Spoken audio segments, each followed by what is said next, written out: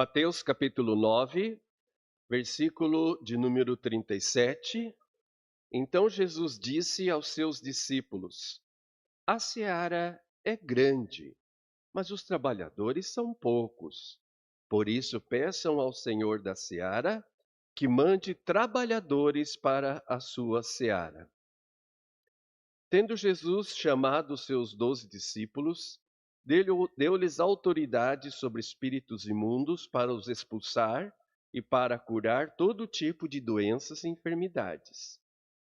Ora, os nomes dos 12 apóstolos são estes: primeiro Simão, chamado Pedro, e André, seu irmão; Tiago, filho de Zebedeu, e João, seu irmão; Filipe e Bartolomeu; Tomé e Mateus, o publicano, Tiago, filho de Alfeu e Tadeu; Simão, o Zelote, e Judas Iscariotes, que foi quem o traiu. Meus irmãos, essas palavras elas vão nos nortear nesta nossa reflexão de hoje.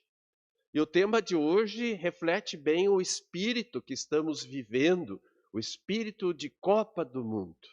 Não se fala mais de outra coisa a não ser Copa do Mundo. Vocês viram ontem a seleção? Pois é. Uns gostaram, outros não gostaram, e assim é sempre. Cada Copa do Mundo trazendo suas lições, seus aprendizados, e dessa maneira é um período diferenciado, mas que para muitas pessoas também, outras que não gostam muito de futebol, para elas tanto faz, tanto fez. Mas tem gente que gosta muito de futebol. E tem pessoas que, por gostar tanto de futebol, elas conhecem a escalação dos seus times, de cor. E não é diferente também em relação à seleção brasileira. Eu tenho certeza que cada um de vocês aqui tem uma seleção brasileira preferida. Quem sabe os mais novos vão dizer: nossa, minha seleção preferida foi aquela de 2002, quando nós tivemos aí a honra de conquistar o pentacampeonato. Puxa vida, que legal. Mas quem é da minha geração vai lembrar com maior precisão quase que da escalação, ou não talvez de todos os jogadores, mas daquela seleção de 1982, aquela seleção brilhante.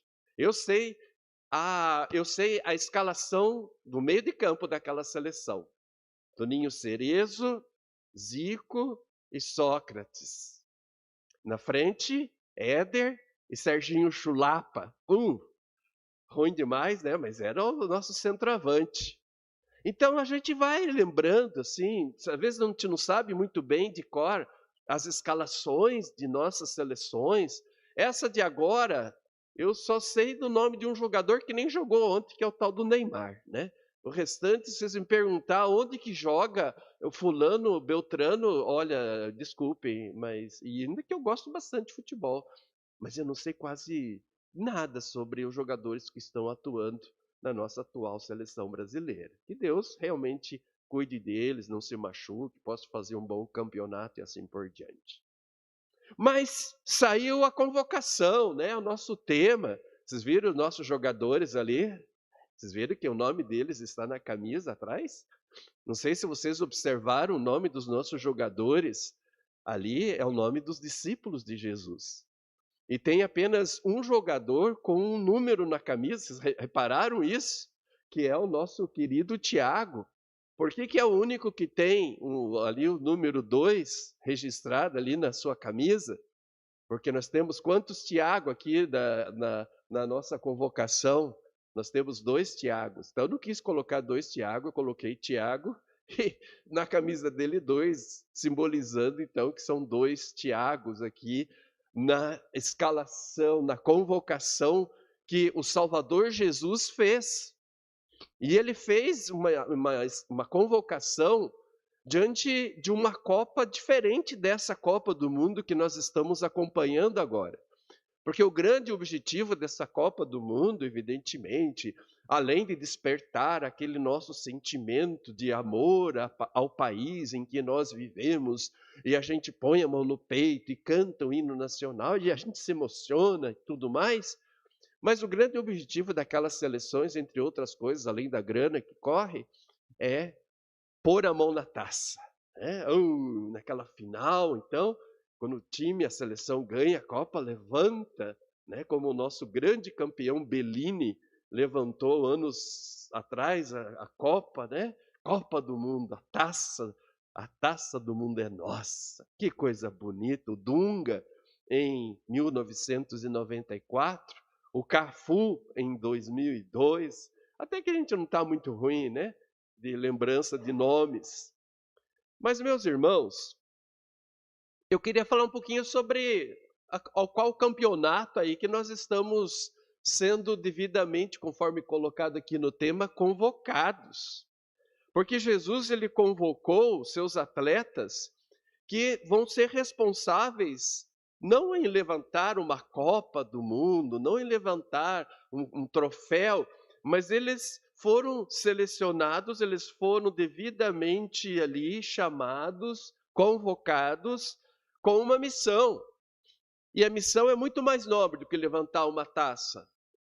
A missão para a qual foram chamados diz respeito à salvação da humanidade. Vamos ver a lista aqui dos convocados. Vamos lá.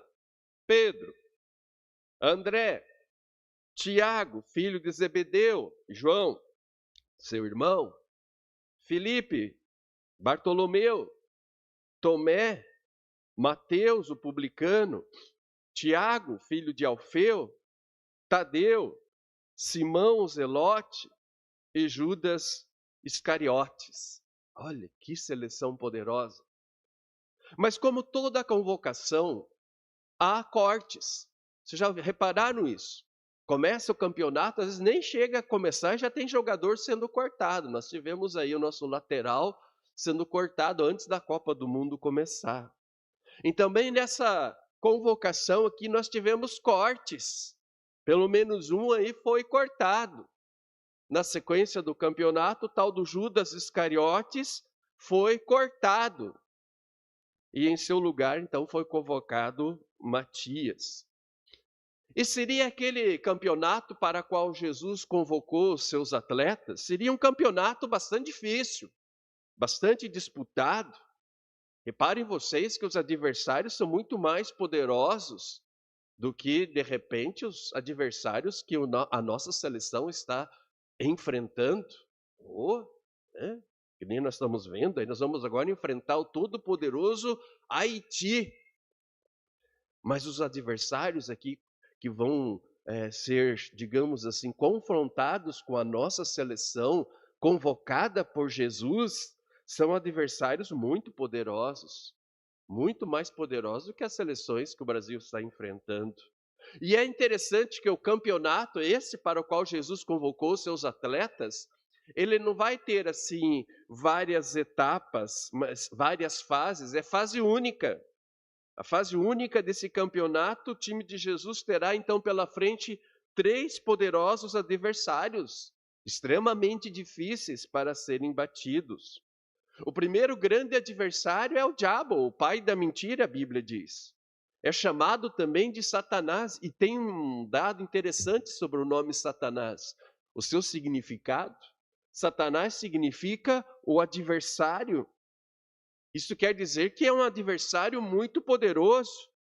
E a força desse adversário e o apetite de saciar seus instintos são comparados ao de um leão que ruge procurando alguém para devorar. Então esse adversário é extremamente poderoso, mas não é o único. Também nós sabemos muito bem que temos o próprio mundo como um segundo adversário que essa seleção convocada por Jesus terá que enfrentar. Esse mundo é o adversário que tem um poder muito grande de seduzir, poder de sedução muito grande. Ele fascina todos. Esse mundo oferece riquezas, oferece poder. Esse mundo oferece, vende ilusões, tratadas pelo autor de Eclesiastes como vaidades, mas é o mundo que está aí e que encanta muitos cristãos. Muitos cristãos se sentem apaixonados pelas coisas do mundo, atraídos pelas coisas do mundo, e é um poder de sedução tão grande que o autor bíblico diz assim que se o mundo quer seduzir-te, não o consintas, ou seja, fique esperto, cara. Não dê brecha para esse adversário, não menospreze o adversário. Que nem está muita gente aí menosprezando a seleção do Haiti, porque não é tão conhecida assim. Também o mundo não pode ser um adversário menosprezado. Mas também nós temos um terceiro adversário para a nossa seleção aqui de convocados para Jesus, que é a própria carne pecaminosa. E ela tem uma força terrível. O apóstolo Paulo diz que ela tem uma força tão grande que ela contraria o que a gente quer fazer. Olha que interessante. Paulo diz que o bem que ele quer fazer, ele não faz, porque a carne milita contra o espírito. E o mal que nós não queremos fazer, esse fazemos. Isso quer dizer que também a nossa carne é um adversário extremamente poderoso. Então nós temos 3 adversários que realmente oferecem uma resistência muito grande aos convocados de Jesus. Por isso vocês devem estar pensando, mas só 12? E é verdade, são poucos. 12 convocados são insuficientes diante do desafio que eles têm pela frente de não de levantar uma copa, mas de pregar o evangelho a toda criatura. E assim, então, o que Jesus faz? Ele sabe que os trabalhadores são poucos. Ele sabe, desde o começo ele soube. Mas o que Jesus faz aqui? Ele também convoca um reino de sacerdotes do rei e a nação santa, para que assim também atuem junto com os ministros de Cristo, aqueles que são convocados por Cristo para exercerem o ministério pastoral, eles também está atuando junto com esses ministros, o que a Bíblia chama de sacerdócio universal. Em outras palavras, a força da igreja. Cada membro, ele é chamado, ele é convocado por Jesus a partir do seu batismo para incrementar também essa força convocada por Jesus para que o evangelho seja anunciado. Então, cada uma das pessoas que Jesus chama pelo batismo, essas pessoas, elas são ingressadas naquilo que nós chamamos de sacerdócio universal de todos os crentes, e, portanto, também eles são convocados para a tarefa de pregar o evangelho.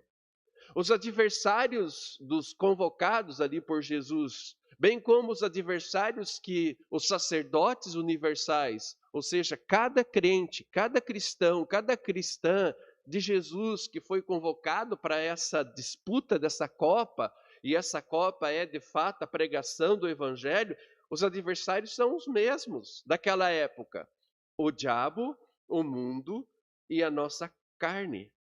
Interessante isso.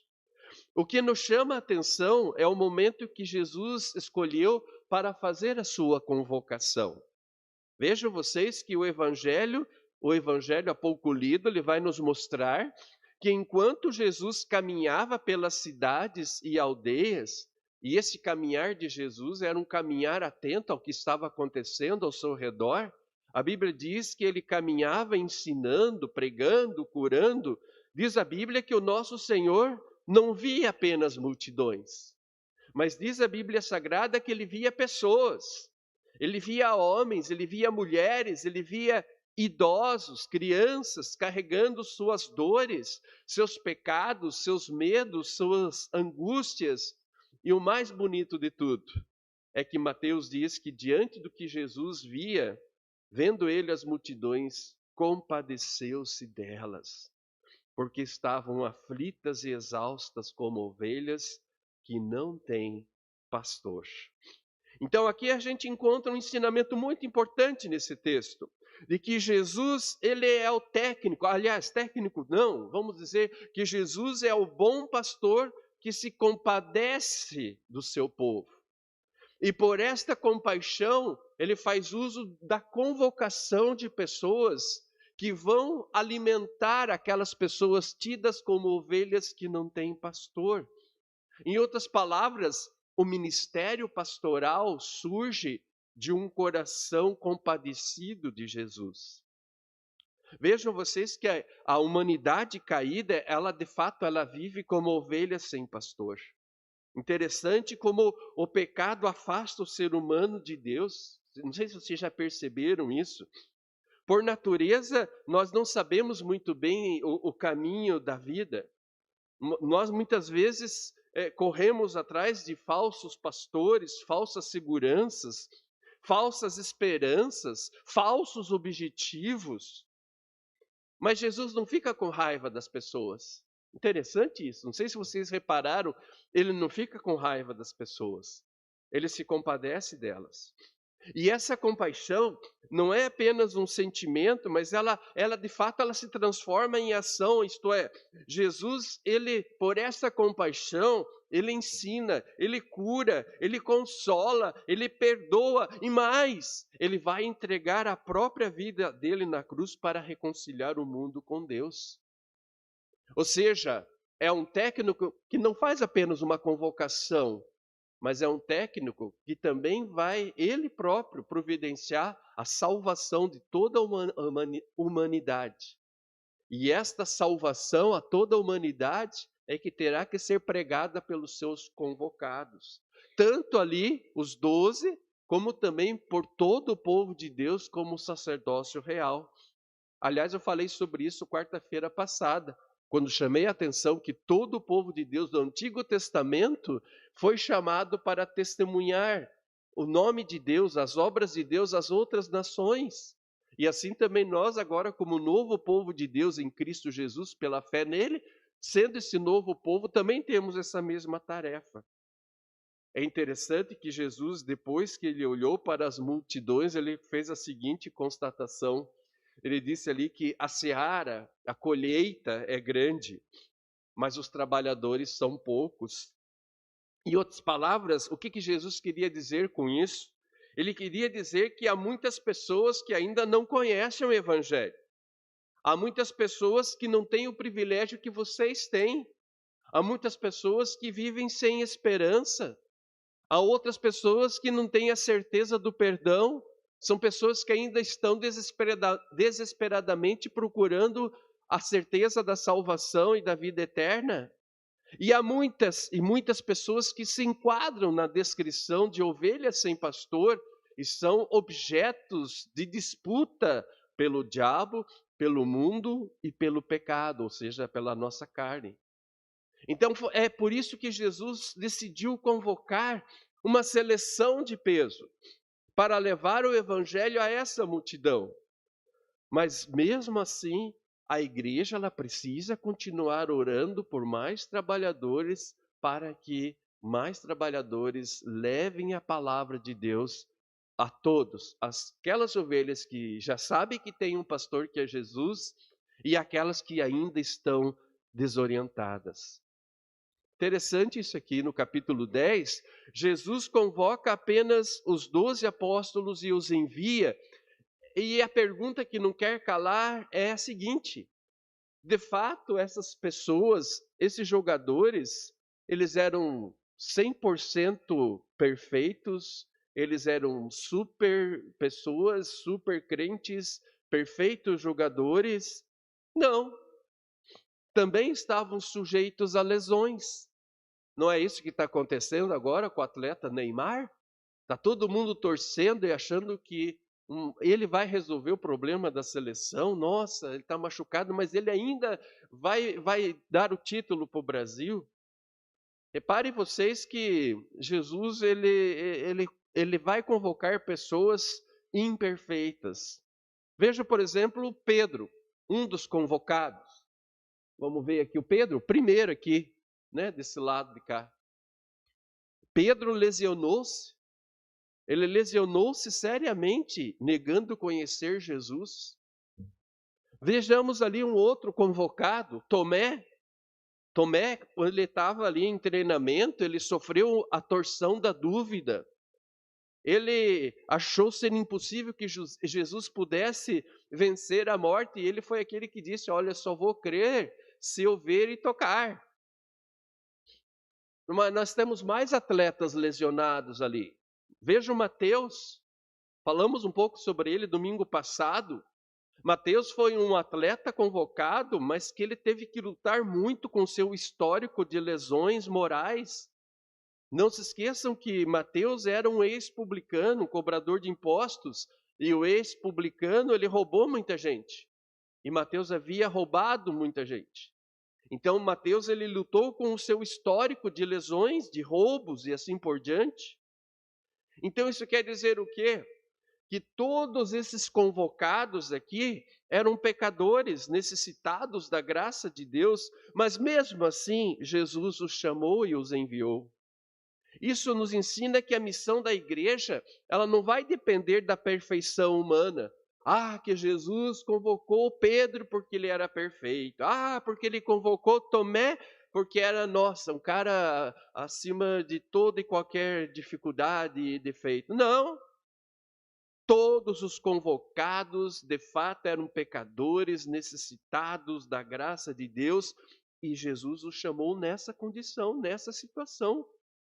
Então isso vai nos mostrando isso, que o Senhor Deus, o Salvador Jesus, ele continua usando pessoas imperfeitas para anunciar uma mensagem perfeita, que é o evangelho da salvação. Nós não precisamos nos preocupar em mostrar uma vida de perfeição, uma porque nós não somos perfeitos, e outra, isso soaria bastante hipócrita, mas nós temos sim que nos esforçar, não tendo, digamos assim, qualquer constrangimento em confessar nossas imperfeições, as nossas lesões, mas sabendo que nós temos uma mensagem perfeita a ser divulgada. Embora nós não sejamos apóstolos no mesmo sentido dos 12 convocados, mas somos convocados por Deus para sermos sacerdotes do Rei e testemunhar de Cristo em nossa família. Sim, ali começa tudo, dentro de casa. Quando o chefe da família chama para si a responsabilidade de inspirar as suas gerações, os seus filhos, os seus netos, e ele chama para si. Lutero dizia como o chefe da família deve reunir sua família e ensinar essa ou aquela oração. E assim nós vamos mostrando e executando a tarefa para a qual nós fomos convocados. O Senhor Jesus continua dizendo à sua igreja, ide e anunciai que Cristo morreu pelos nossos pecados e ressuscitou para a nossa justificação. Então, onde o evangelho é pregado e os sacramentos administrados, Cristo continua reunindo suas ovelhas. Cristo continua se oferecendo e mostrando para elas, olha, se até aqui você foi como uma ovelha sem pastor, daqui para frente você já não vai ser mais. Porque eu, no caso Jesus, eu sou o bom pastor e eu dou a minha vida pelas ovelhas. Por isso, queridos irmãos, nesse evangelho nós estamos lembrados que nós temos um pastor que nos conhece muito bem, que nos conhece pelo nome. Ele continua cuidando do seu rebanho. E nós estamos profundamente alegres e nos sentimos assim, de fato, no bom sentido da palavra, envaidecidos por Jesus nos ter convocado.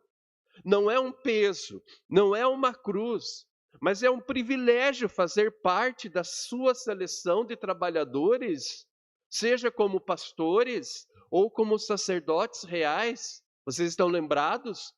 A televisão, as equipes de reportagem, quando o nosso querido Ancelotti fez a convocação, aí estavam as equipes de reportagens das casas dos prováveis jogadores que seriam então convocados, e quando o nome deles era anunciado pelo Ancelotti, a família toda pulava, gritava, viva, epa, que festa, a vizinhança toda vinha, soltava o foguete, o cachorrada cantava, uivava, latia, fazia de tudo, era uma festa. E essa é a alegria que deve estar tomando o coração de cada um de nós, quando nós somos lembrados nesse texto de que Jesus nos convocou. Nós fazemos parte dos 12 ou nós fazemos parte de toda aquela multidão convocada para ali onde estamos darmos o nosso testemunho. Participar da missão de anunciar o evangelho até que o Salvador da Seara volte em glória é um grande privilégio. E esta Copa já é nossa. É diferente da Copa do Mundo que nós estamos vendo aqui, né? Mas a Copa de que trata aqui, para a qual fomos convocados, a Copa do Mundo, a Copa da eternidade, vamos dizer assim, já é nossa. Porque Jesus é o vencedor sobre o pecado, a morte e, principalmente, ele voltará. E é um dia esse da sua volta muito, muito esperado. Então, se é assim, vamos para a luta, vamos para a vitória. A Copa é garantida, ela já é nossa. Cristo venceu os seus inimigos e isso nos motiva a vermos esta convocação como a maior e a melhor de todas as notícias que poderíamos ter tido. Que privilégio fazer parte desse timaço convocado pelo Senhor Jesus. Que sintamos sempre essa alegria em nome do Senhor Jesus Cristo.